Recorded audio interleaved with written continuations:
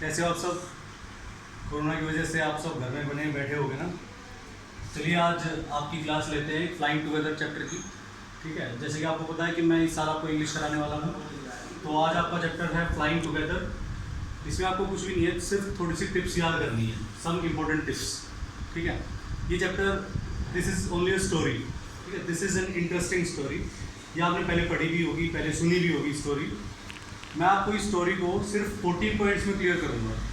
ठीक है, सिर्फ 14 पॉइंट्स। अगर आप ये 14 पॉइंट्स लाइन से याद कर लेते हैं या इनको समझ लेते हैं तो आपको पूरा चैप्टर क्लियर हो जाएगा।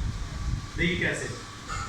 जैसे फर्स्ट पॉइंट है, सब इम्पोर्टेंट इसमें, डीप इन द फॉरेस्ट। जैसे आपको पता है कि चैप्टर स्टार्ट किया गया है डीप इन द फॉरेस्ट से। डीप इन द फॉरेस्ट मतलब फॉरेस्ट के काफ़ी अंदर एक बहुत बड़ा ट्री था।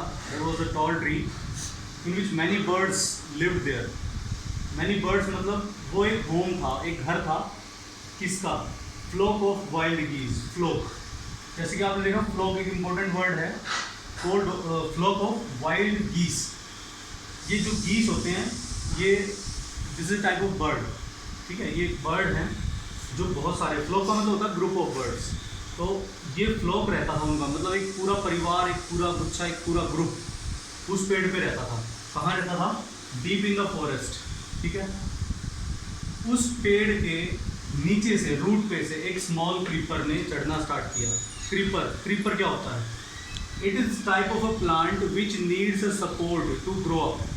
ठीक है, तो अगर पेड़ की रूट में से ये प्लांट चढ़ना स्टार्ट करेगा और पेड़ की रूट में से एक दिन ऐसा आएगा कि ये बेल, जैसे हिंदी में इसको बेल कहते हैं, और ये इतनी तेज़ी से बढ़ता है पेड़ को वाइंड अप करते हुए, मतलब पकड़ते हुए, और तेज़ी से ऊपर तक चढ़ जाता है। और एक दिन ये इतना स्ट्रॉन्ग हो जाता है कि कोई भी आके इस पे चढ़ सकता है, पेड़ पे।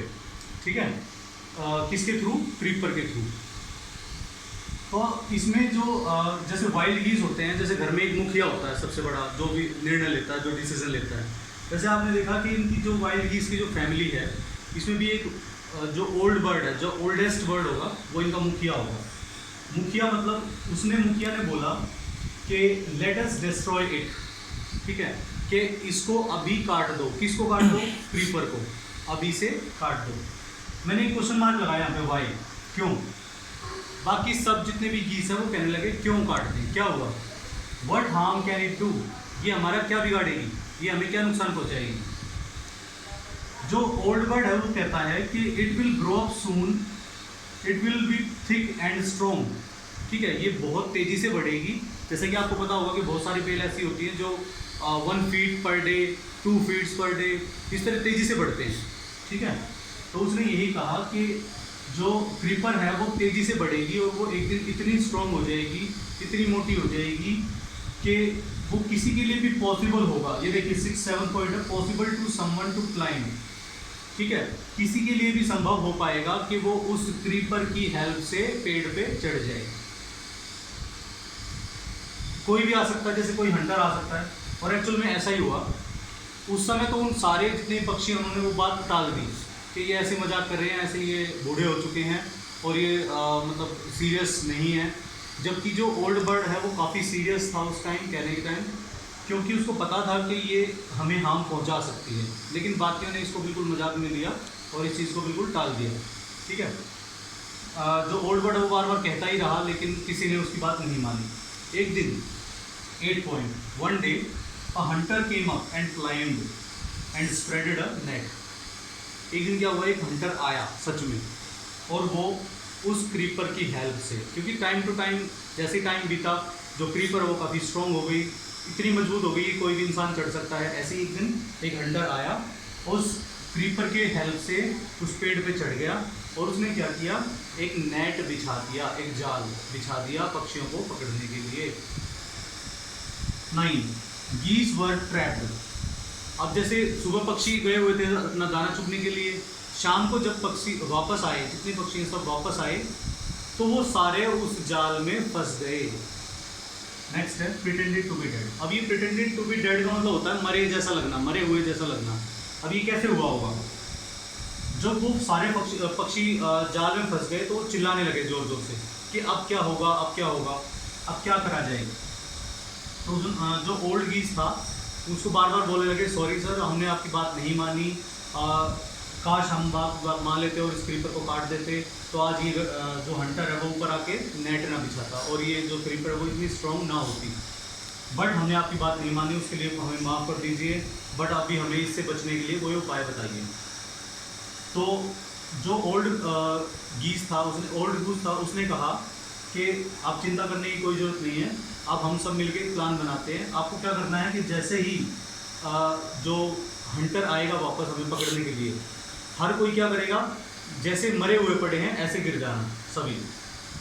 Next point will be Hunter will not harm dead birds. जैसा आपको पता है कि हंटर जो है वो मरे हुए पक्षी को कुछ भी नहीं करेगा, ठीक है।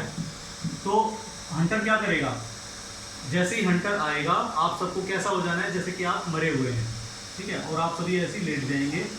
वो हंटर क्या करेगा, वो तुम्हें एक एक करके नीचे फेंक देगा। He will throw us down 1 by 1। वो हमें एक एक करके नीचे फेंक देगा और नीचे आके सबको इकट्ठा करके अपने घर ले जाएगा। लेकिन इससे पहले कि जैसे ही लास्ट जो बर्ड था उसने मरने की एक्टिंग की और जैसे ही हंटर ने लास्ट बर्ड को नीचे फेंका, सबने प्लान बनाया कि चलो अब उड़ जाते हैं, let get up and fly away. जैसे ही लास्ट पक्षी को हंटर ने फेंका, सबने प्लान बनाया कि चलो और उड़ो, ठीक है, उठो और उड़ जाओ। तो सब एक साथ उड़ गए।